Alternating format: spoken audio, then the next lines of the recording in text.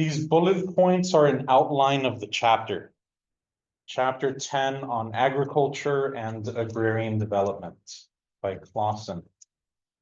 It's also chronological, beginning with pre-Columbian indigenous agriculture to European impact to modern kind of 20th century movements in agriculture, efforts to deal with some of the issues with modern agriculture, and then kind of my addition on Latin American foods, not really in a different way from what Clawson addresses in that chapter. So, and I probably will not get through everything in a day. So, starting with indigenous agriculture. Pre-Columbian indigenous people had advanced agricultural production techniques. They made major changes to the environment and to the hydrology, to the way that water worked. This stands in contrast to the single story we often have about Native Americans, that they lived in peace with nature without making any modifications to nature. What I'll be talking about here is kind of the opposite. Not necessarily in a way that ruined the environment, but the point is that they made major changes to their environment in order to be able to sustain the large cities that they created, especially in Mesoamerica and South America. These are examples of some of the types of advanced indigenous agricultural methods that I'll be talking about. And so I'll go through each one of these individually. The first one on that list was the terraced fields. And so this shows us how, for example, the people of the Andes Mountains of Tehuantinsuyo, better known as the Inca, were able to grow things and sustain large populations in a very mountainous area by making terraces on the mountains. It made it so that water wouldn't just roll down the mountain. It would have a place to stop and feed the seeds of what was planted so that it would grow.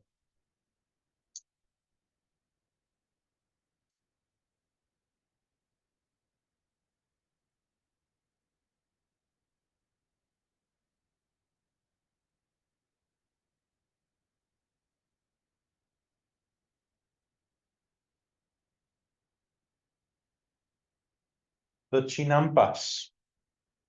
The Chinampas are especially well known for their use in Mexico,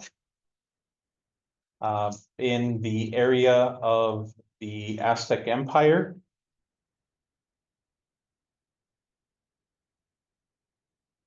They're referred to sometimes as floating gardens, although they were not literally floating. And there were lots of advantages to these chinampas. For example, they would produce 3 times more produce than plots that were simply irrigated.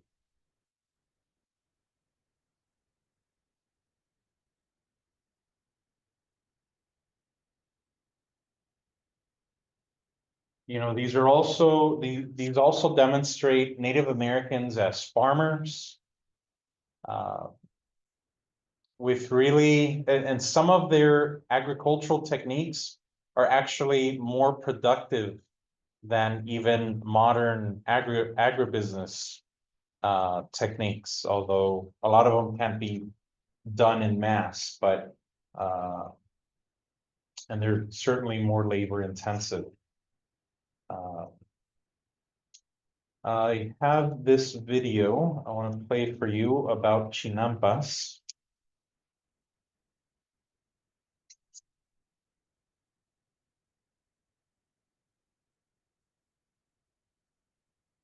We are here in Mexico City to see an ancient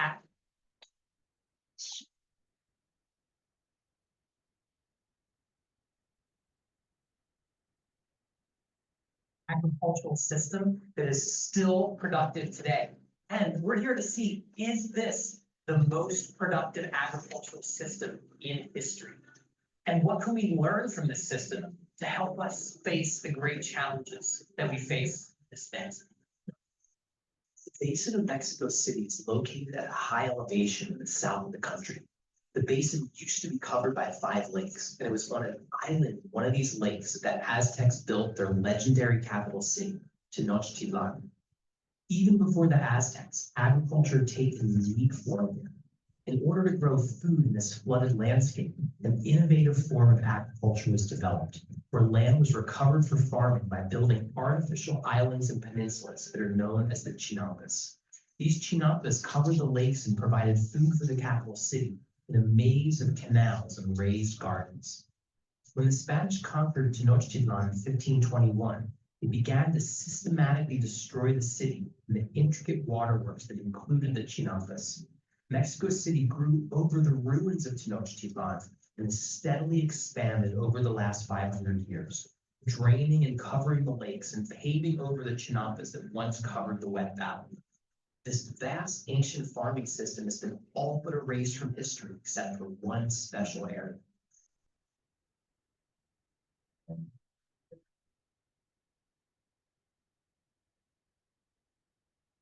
So these are the chinampas, also known as the floating gardens of Xochimilco, and they're still in use 500 years after the fall of the Aztec Empire.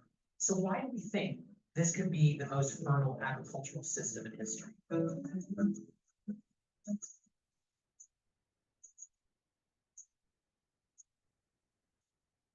It's real paradise.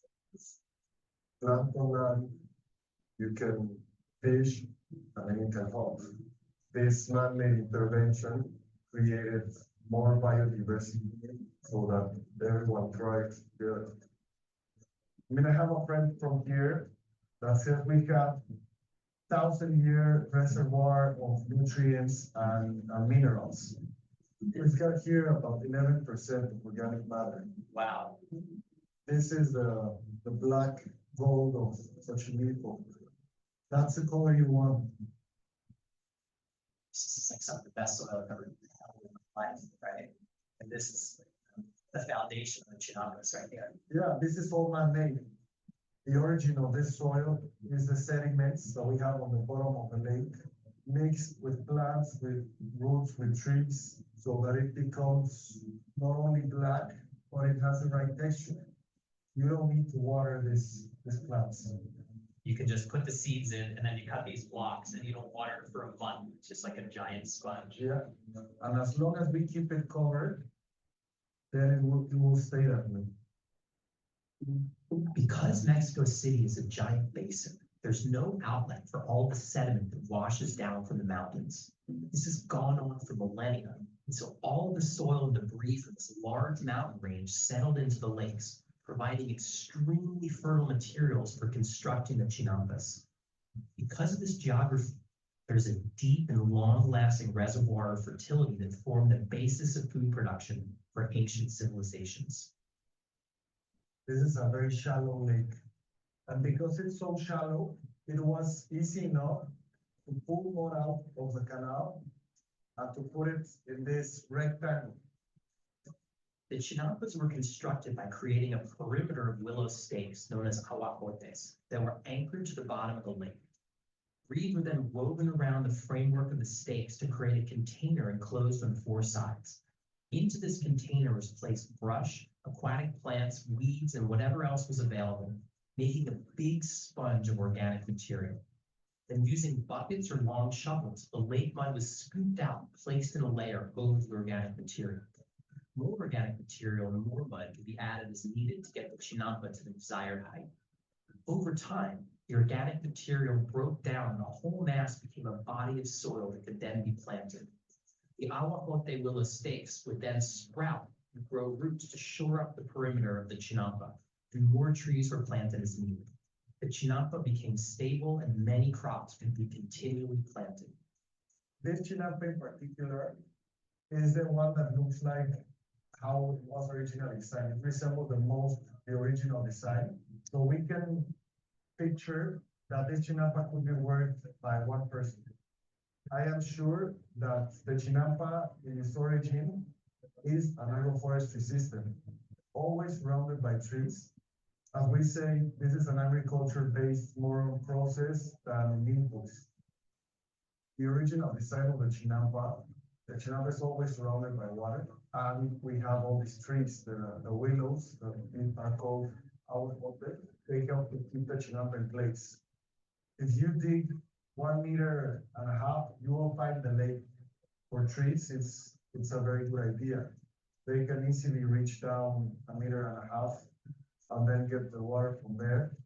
That way, it's also like pumping water to the system, no? Because most of the content of this leaf is water, and once we put it down, it's like a way of irrigating by covering. That's a really cool image. So the trees are actually pumping this water into their leaves and organic matter, which you then add to the soil, which then with the increased organic matter in the soil, you actually have better water retention and you have to do less irrigation. Exactly, yeah, trees are harvesting water for us and the sunlight. And then we have different sizes of canals, primary, secondary, and tertiary. The traditional chinampas are configured as long rectangles surrounded by water and were not built over 12 meters or 40 feet wide. So all sides of the chinampa have easy access to water for irrigation and boat transport of crops, soil, and organic matter.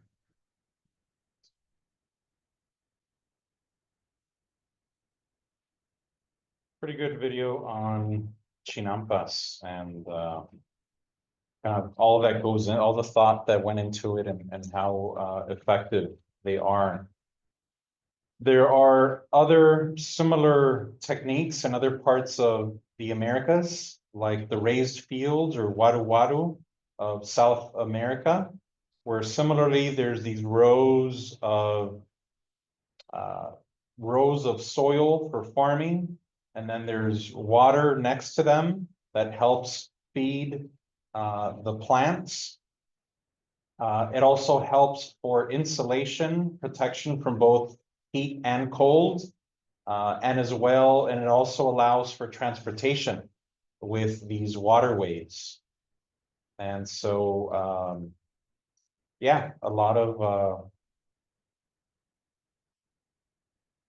just a lot of practicality going into that indigenous design of agriculture. Beni is a region of Bolivia. And in this region of Bolivia, how do you put it? When you go up in the sky, you can see all these rows in the soil. And when they investigated what it was due to, they realized that there was in the past, again, like 1,000 years ago, an indigenous group that used this technique of agriculture, and you can still see it in the landscape. And so again, it's similar to chinampas in that you have these, similar to this wadu raised field system, where you have things growing on land, and these waterways that serve to provide water as well as for transportation.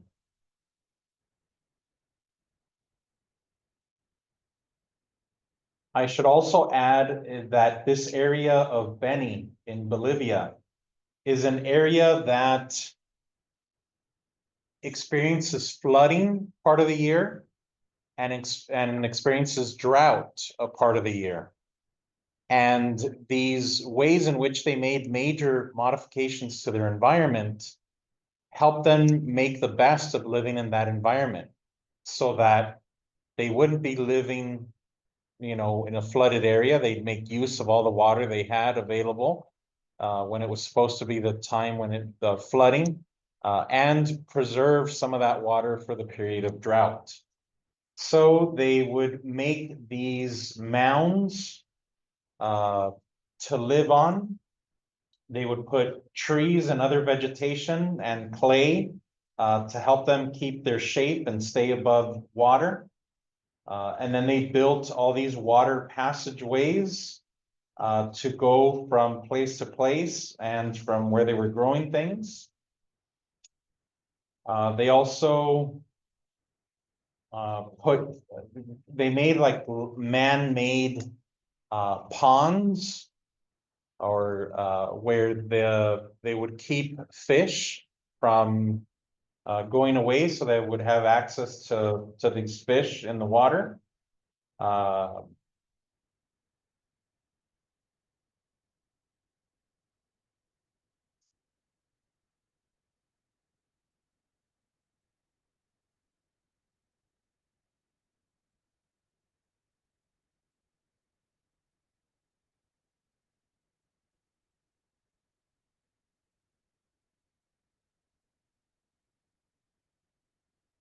All right, so that was an introduction to pre-Columbian agricultural methods.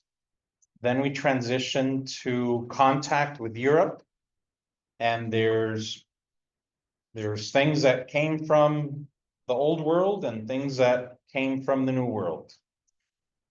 So from the old world, you know, citrus fruits, bananas, sugarcane, honey, grains, livestock, and diseases, of course. From the Americas, squash, sweet potatoes, peppers, tobacco, turkeys, potatoes, chocolate, tomatoes, corn. And so hence the Columbian exchange, things coming and going. And I'll focus on some of those things that were coming and going. I'd argue that potato and corn are among the most important crops that came from the Americas.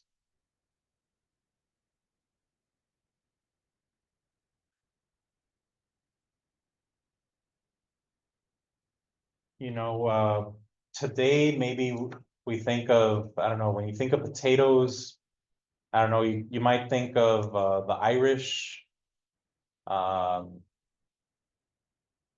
When you think of corn,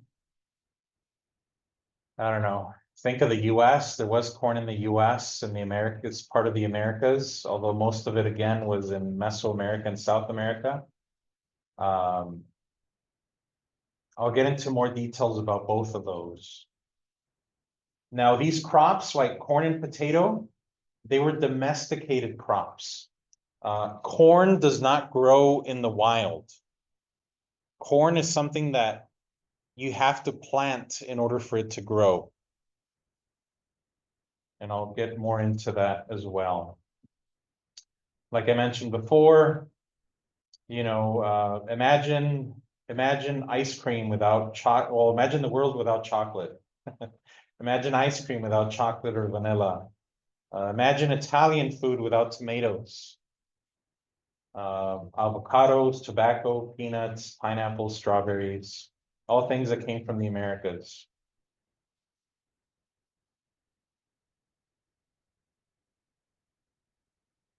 Now, I'll emphasize that corn did not exist in the way it does today. Corn came from a grass that is similar to wheat called teosinte. I have it spelled here. And 9,000 years ago in Mexico, the Mesoamericans, the indigenous people there, selectively planted and I can't think of the right word, but over the course of hundreds of years, the Mesoamericans turned corn into what it is today. It was not originally the way it is today, with full of you know, food. It was a much smaller thing. And yeah, so that's something to emphasize here. I'll play this video for you.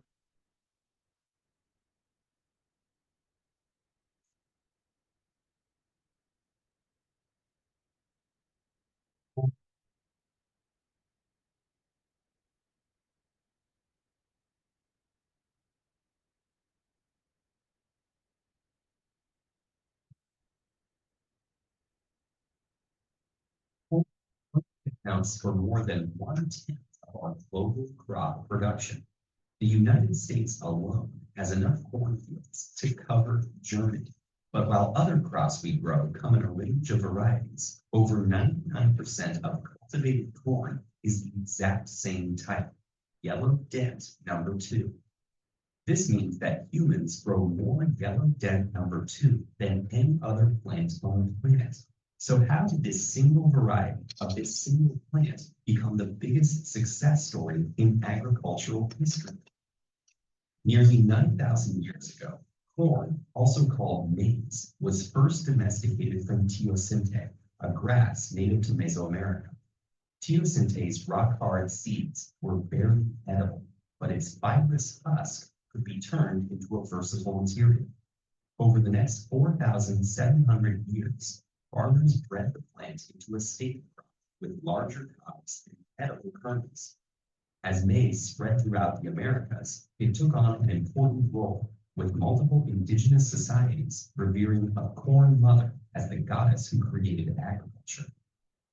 When Europeans first arrived in America, they shunned the strange plant. Many even believed it was the source of physical and cultural differences between them and the Mesoamericans. However, their attempts to cultivate European crops in American soil quickly failed, and the settlers were forced to expand their diet. Finding the crop to their taste, maize soon crossed the Atlantic, where its ability to grow in diverse climates made it a popular grain in many European countries. But the newly established United States was still the corn capital of the world. In the early 1800s, different regions across the country produced strains of varying size and taste. In the 1850s, however, these unique varieties proved difficult for train operators to package and for traders to sell. Trade boards in rail hubs like Chicago encouraged corn farmers to breed one standardized crop. This dream would finally be realized at 1893's World's Fair, where James Reed's yellow dent corn won the blue ribbon. Over the next 50 years, yellow dent corn swept the nation. Following the technological developments of World War II, mechanized harvesters became widely available.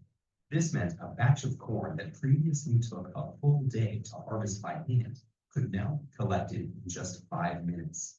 Another wartime technology, the chemical explosive ammonium nitrate, also found new life on the farm. With this new synthetic fertilizer, farmers could plant dense fields of corn year after year without the need to rotate their crops and restore nitrogen to the soil. While these advances made corn an attractive crop to American farmers, U.S. agricultural policy limited the amount farmers could grow to ensure high sale prices. But in 1972, President Richard Nixon removed these limitations while negotiating massive grain sales to the Soviet Union. With this new trade deal and World War II technology, corn production exploded into a global phenomenon. These mountains of maize inspired numerous corn concoctions. Corn starch could be used as a thickening agent for everything from gasoline to glue, or processed into a low-cost sweetener known as high fructose corn syrup. Maize quickly became one of the cheapest animal feeds worldwide. This allowed for inexpensive meat production, which in turn increased the demand for meat. Today, humans eat only 40% of all cultivated corn, while the remaining 60% supports consumer good industries worldwide. Yet the spread of this wonder crop has come at a price. Global water sources are polluted by excess ammonium nitrate from corn fields. Corn accounts for a large portion of agriculture-related carbon emissions, partly due to the increased meat production it enables. The use of high fructose corn syrup may be a contributor to diabetes and obesity, and the rise of monoculture farming has left our food supply dangerously vulnerable to pests and pathogens. A single virus could infect the world's supply of this ubiquitous crop. Corn has gone from a bushy grass to an essential element of the world's industries, but only time will tell if it has led us into a maze of unsustainability. Did you know cheese is one of humanity's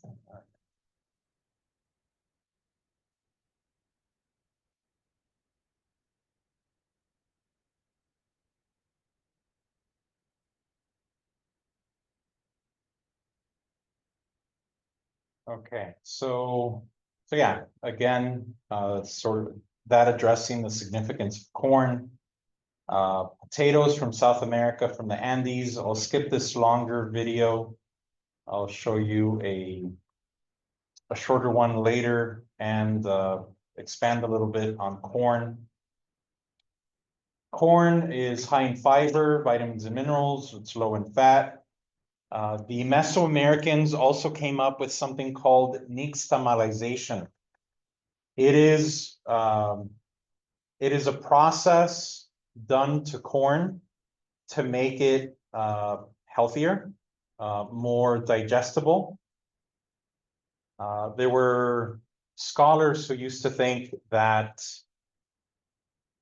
how do I put it, that the fact that Mesoamericans ate corn meant that they were deficient in certain vitamins and so forth, but they weren't taking into account nixtamalization, this process that they would put it through, where they would use lime, which is actually calcium hydroxide, and they would cook it, they would dry it, and they would grind it.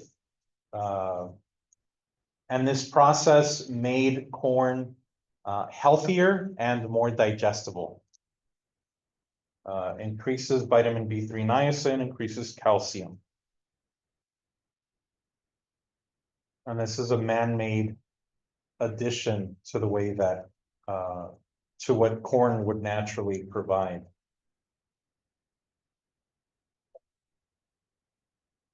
Mesoamerican foods and drinks, obviously vary by region.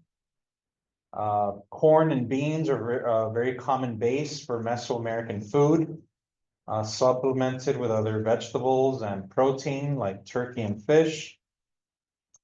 From corn or maize, they make cornmeal products like tortillas or tamales. I'll show you some examples later if you're not familiar.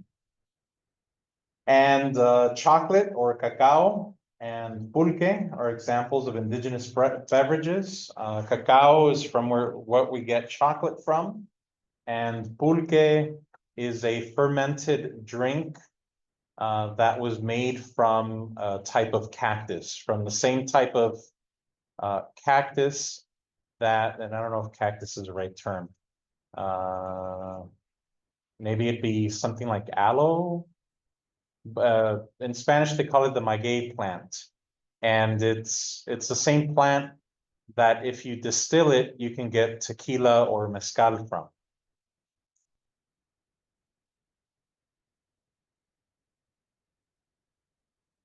Food in Latin America is varying degrees of combinations of indigenous influences, African influences, and European influences.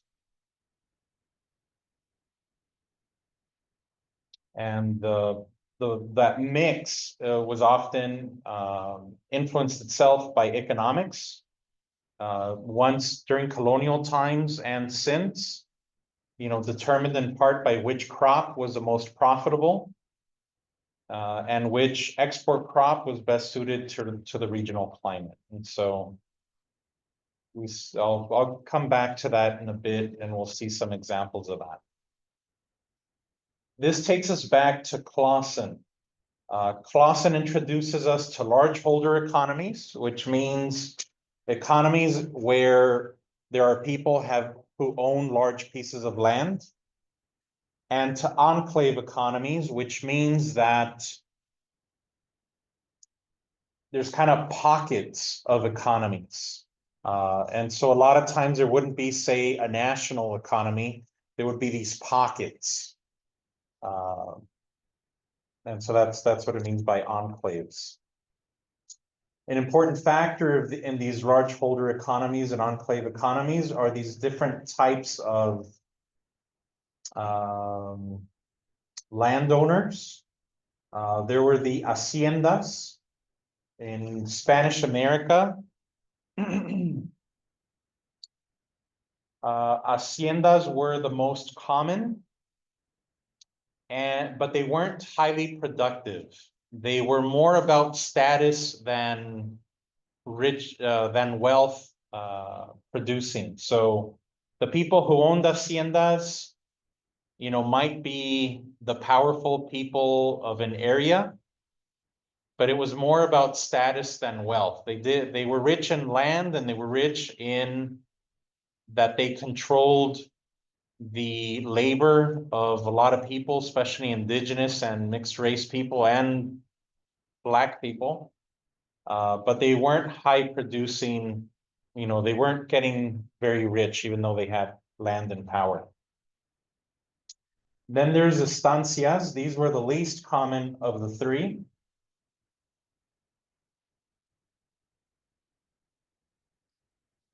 These tended to be owned by people of European descent. They were export and profit oriented. They were the smallest of the three. They would have a lot of animal grazing. Examples would be like the cattle ranches of the Pampa of Argentina and associated with the cowboys of Argentina, the gauchos.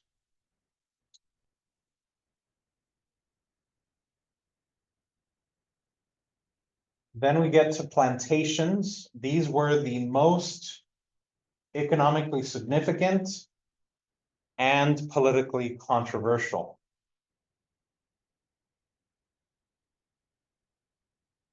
The crops that they grew were based on which crops were in the highest demand back in Europe. And so they grew sugarcane in the Caribbean and Northeast Brazil. They grew coffee in plantations in Colombia, Central America, and Brazil. They grew bananas in Central America and Ecuador. And like I mentioned, plantations were often controversial because they were foreign owned. These foreign owners tended to have a lot of power over the government, over the local people. And they were also an example of monoculture. Monoculture is when you grow only one type of crop. We got a hint of that in the video about corn, where it explained that when you're growing only one crop on land, it is more susceptible to diseases.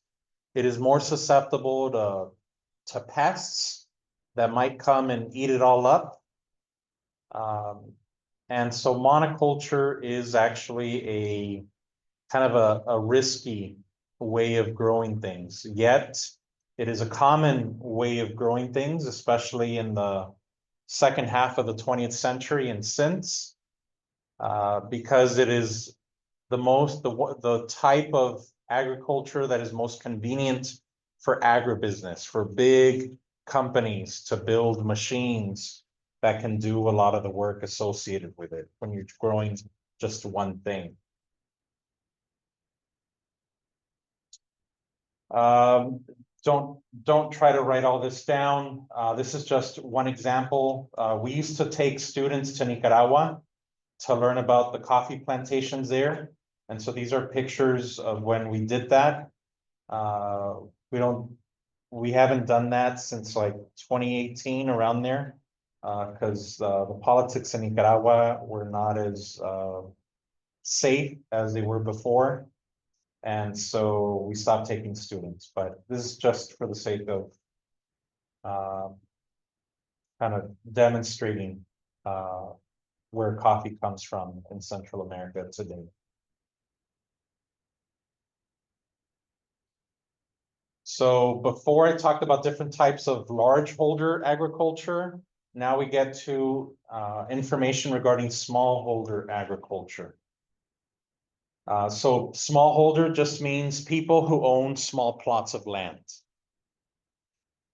They are more likely to do interspecific agriculture, also known as polyculture. And this just means growing different types of crops.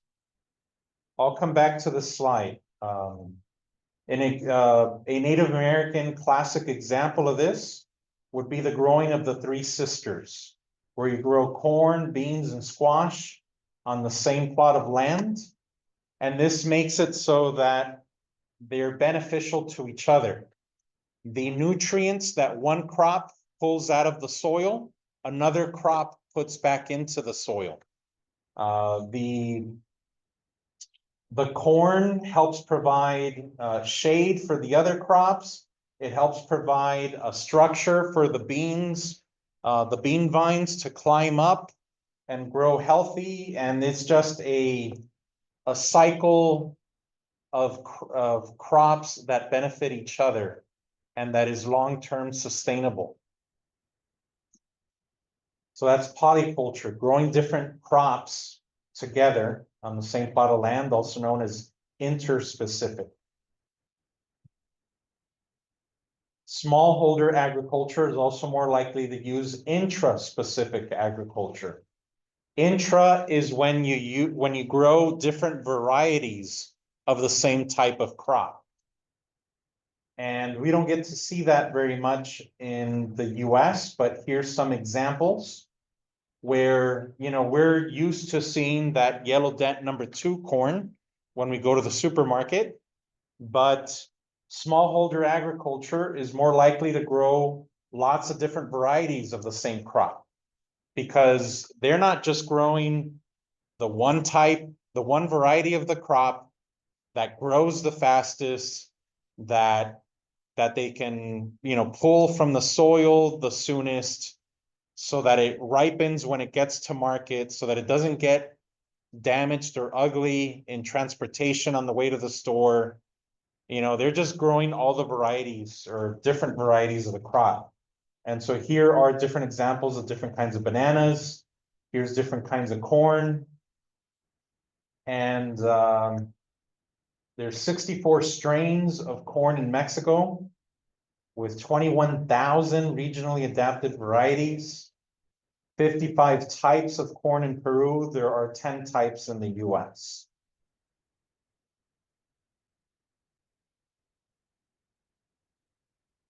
Here's the same idea for potatoes. Here in the US, we see maybe a half dozen different types of potatoes. In the Andes of South America, there are 4,000 edible varieties of potatoes.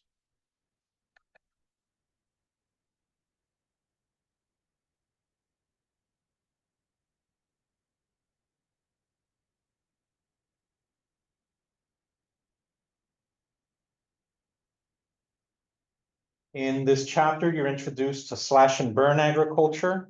Slash and burn is a traditional Native American technique where periodically they would chop up all everything that was left in a plot of land, and they would burn it.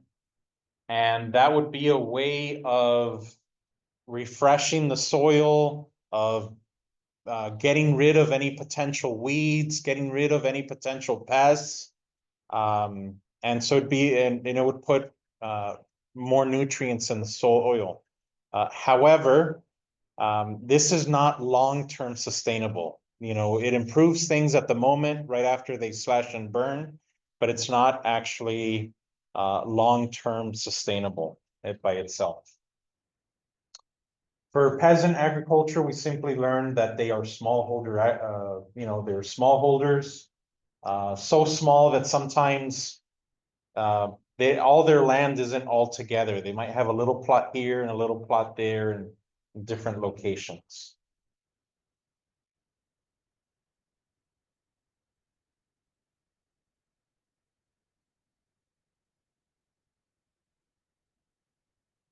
In a previous chapter, we learned how there's historically been a small number of wealthy people with the overwhelming majority of land, and a lot of people with very little land. And so in Latin America, agrarian reform was a big focus, a big priority. And these ideas of agrarian reform, of redistribution of land, you know, to the US sounded like ideas that were radical or socialist or communist. But in Latin America, even conservatives felt that some type of redistribution of land was necessary for the benefit of the country and the majority of the landless masses. So they looked for different ways of making land available to their populations. One example to try to do that without taking away land from anyone is to colonize new land. And Brazil was a prime example of that because most of the population in Brazil has historically lived along the coast. And then the rainforest interior has been difficult for them to populate. And so they had a lot of land in the interior. And so they just encouraged people to move inland. We'll talk more about this when we talk about urbanization later, but one of the ways the Brazilian government encouraged this was by they themselves doing it, the Brazilian government. They moved their capital from the coast in Rio de Janeiro. They moved it inland to a place called Brasilia to encourage, their own population to move inland and take advantage of all the land they had in the interior of their country. Yes. I want to say like 1960s, 60s, 70s, around there. Yeah.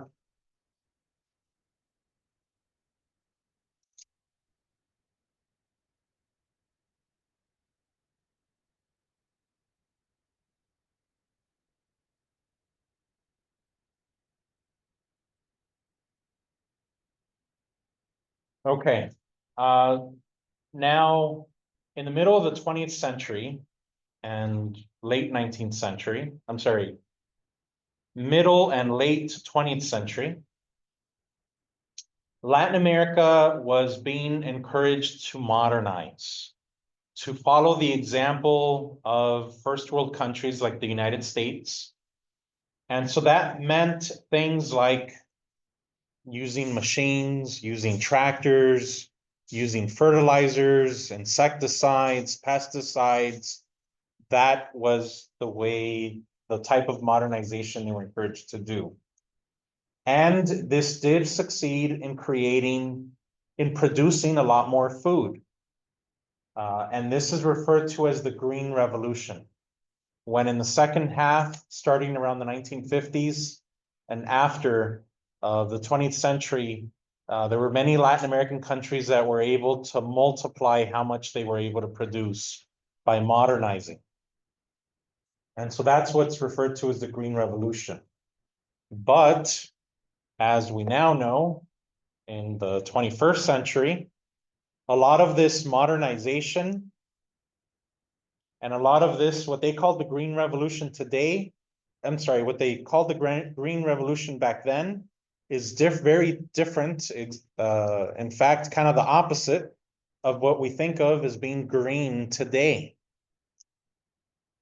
Today, we know that monoculture depletes nutrients in the soil, requires fertilizers, pesticides, fungicides, all those things, is not sustainable, and is vulnerable to, again, disease and pests and so forth. An example of that would be bananas. Do I have that information? No, I don't. I need to provide that. So for example, bananas, I know one of them is called the Cavendish. It's a variety of banana. So, with monoculture, we used to have a type of banana that was grown because that one grew the fastest and was the sweetest and, would transport to market without getting damaged and so forth. They could chop it green and it would arrive to the store yellow and so forth. But because of monoculture, that banana went practically extinct. There was a disease that spread throughout the world, specifically the Americas. And that type of banana practically went extinct. So today we're on to the second best type of banana. And that's the one we find in stores today. In fact, if you've ever tasted any candy that is supposed to be banana flavored, and you're like, this doesn't taste very much like banana, it's based on that original banana, not in the one we buy in stores today. And so again, the perils of monoculture has had negative environmental impacts. And so there's been these efforts like ex situ conservation and in situ conservation to try to preserve the varieties of produce, the varieties of crops that are not the most economically viable. Ex situ would be like seed bank conservation, where they preserve the seeds of different crops like corn, so that, if we ever, for whatever, if there were a disease that spreads and kills all yellow dent number 2, then we'd move on to the next best choice. And we have it preserved. It doesn't get lost because we didn't save the ones that were less viable. But not everything grows from a seed. So it is necessary to grow things on site, like potatoes, for example, or other root vegetables. You can't save them as a seed, you have to grow them. And so there's efforts to continue to grow the crops that are not the most economically viable, so that we don't lose them to posterity, to future generations of humans. And so these are a couple different ways of trying to preserve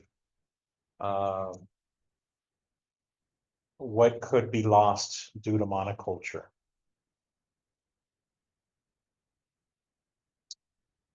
Let's see.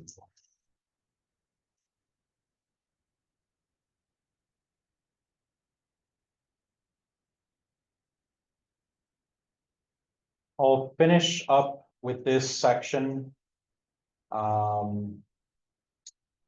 And I actually don't have all that much regarding the 3 first bullet points.